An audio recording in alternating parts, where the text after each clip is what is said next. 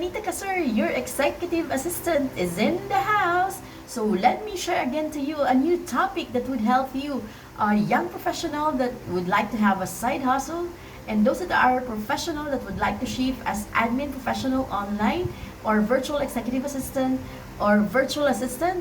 So I will be giving another tip number 9, 20 na pala, 20 na tayo. So tip number 20. So tip number 20 is a calendar management checklist, which is common to our as executive assistant or virtual executive assistant. So I provided some of the checklists, but this is will be giving you the first part of it. I jot down a 10 checklist that would be a good guide for you guys, to all aspiring executive assistant and virtual assistant. So first is the initial setup. You know, prior to starting, you have to ask and confirm the time zone. The setup is very important because some of the C executive would like to delegate you for a various email. It could be 1 email, 2 emails, 3 email. It depends on your C executive on how they were going to delegate to you, okay? So confirm the time zone and working hours, set up access permission and relevant team members. Create a color-coded for events like meetings, deadlines, and personal.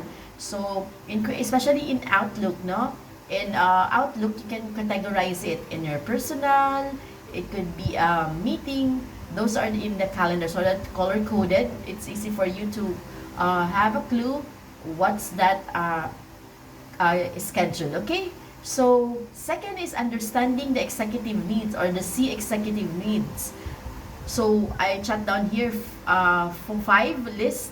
I listed 5 bulleted lists that could easily for you to understand what your executive or C executive needs, okay? Number 1, identify high priority meetings and tasks. So, with that, if you're going to familiar, especially if you're newbies here in this type of duties and responsibility, this type of profession, better to align with your C executives. Sometimes you set meeting, one-on-one, catch-up meeting, so that you can be able to get what information do you need, especially like identifying high priorities, no? So if you are new in this type of profession, you have to ask always, okay? So number 2, confirm preferred meeting durations and buffer time. So some of this executive, based on my experience, they are setting 15 minutes before and after the meeting of each meeting so that they can be able to prepare or adjust accordingly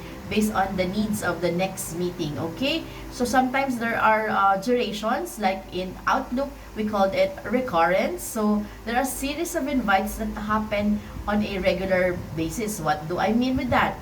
So some of the calendar invites, it is a weekly meeting, monthly meeting. So there are a series of meetings that can happen monthly, quarterly, or weekly, or every Monday. It depends on your C executive or on your respective teams, okay? So reschedule conflicts and ensure time for urgent tasks. So with this calendar management checklist number 3, number 2, which is understanding the C executive. So you have to determine the preferred meeting duration, okay? At the same time, yung buffer times. Kasi usually, kailangan din naman, hindi naman pwedeng sunod-sunod, no? So what else? Determine optimal times for focus work meetings and personal appointments. So, yan, you have to ask that. And then, note recurring meetings or standing commitments. So, sometimes, you have to be flexible enough. Based on my experience, most of the meetings can be possible overlapping. Sometimes it will be bump up, depends on the status of the current meeting, and then the next meeting will be rescheduled. So you have to be flexible enough. And then open communication with the team and always ask permission, or you better set standard like recommending available schedules for your C executive. Then also check the meetings that your C executive is required to attend. Based on my experience, there are a lot of meetings are scheduled in the calendar, but not all are required to attend.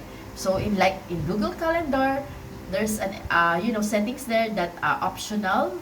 He or she can attend, and others are required. But in MS Outlook, if you want most of the time in MS Outlook calendar, what we are going to do is, even though your C executive included in the attendees, you ask or align with your C executive what are the meetings that are required to attend, and what are those meetings that are optional to attend, or most probably sometimes he or she will attend or not. So you better ask and align it with your C executive. Okay? So especially, you have to master the internal and external meeting, because based on my experience, external meeting is very important, especially for clients and to the of board of directors or members. Okay, so that's number 2 checklist, and number 3 checklist is daily management.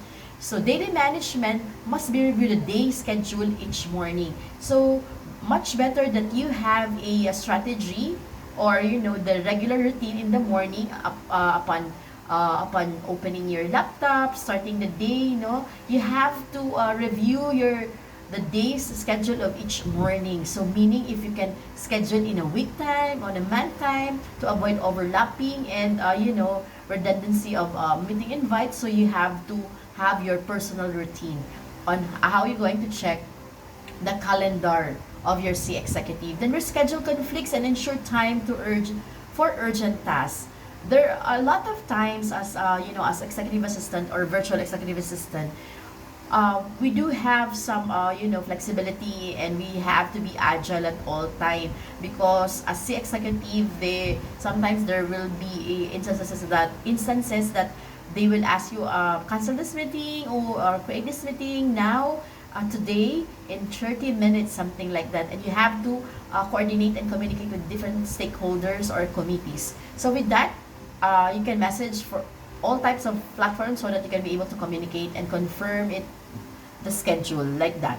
So add relevant meetings details, like if needed, an agenda, attachment, participants, and also the location and links if needed. For example, in the MS Teams, when you're setting a calendar invite, there's a prompt there that asking you a location. So meaning, you can add Zoom link, no?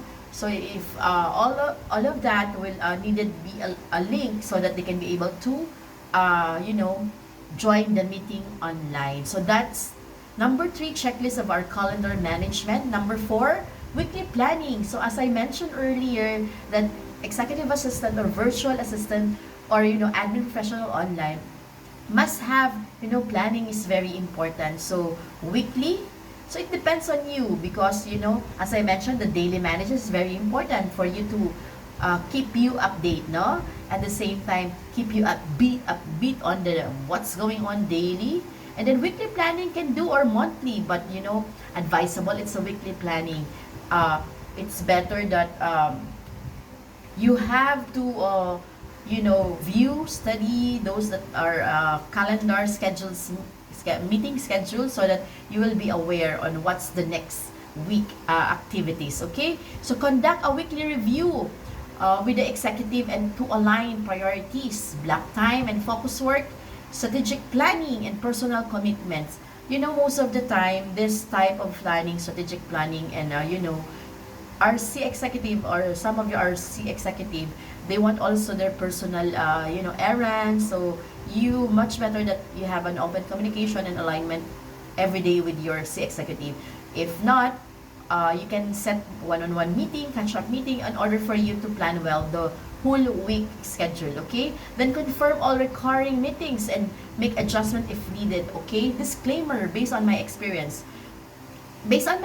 guys, we are you have to observe the whole calendar, and because especially for those that are newbies in this type of profession, you have to check, observe the calendar, what are the what are those business meetings that are required, and also schedule pre-time before significant meetings or events. So give them time of preparation prior to the actual, no? And then number 5, scheduling protocols.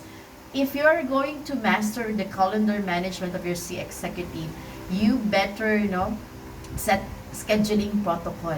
Some of the C executive, they given full authority or full delegation to their virtual executive assistant or exec AA.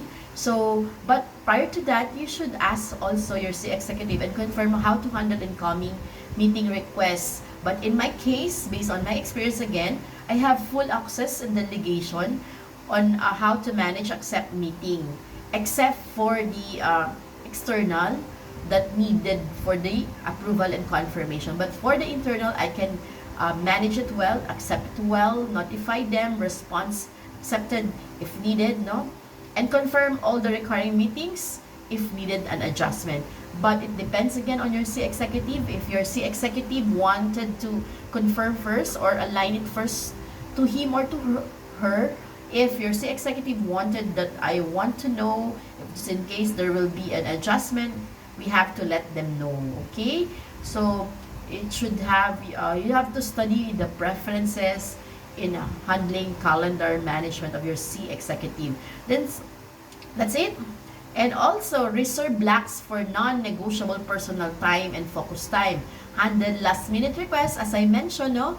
You know, there are a lot of times that there will be a cancellation, especially if the current meeting extended a time, no? So you have to be very watchful on that.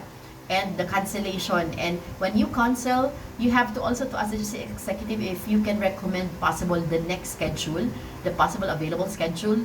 With that, it will be help you day-to-day activities in managing the calendar of your C executive. Even though that this also, you can develop criteria on prioritizing and rescheduling and declining requests. But when you master this, it's very easy for you. This checklist will only be a guide, but it depends on the actual experience that you can encounter. So with that, I hope that I can, share my knowledge and based on my experience as executive assistant. And also with that, kindly like, heart. If you're not yet subscribed, kindly subscribe, comment down below, and follow for more. This is your executive assistant, Anita. Bye!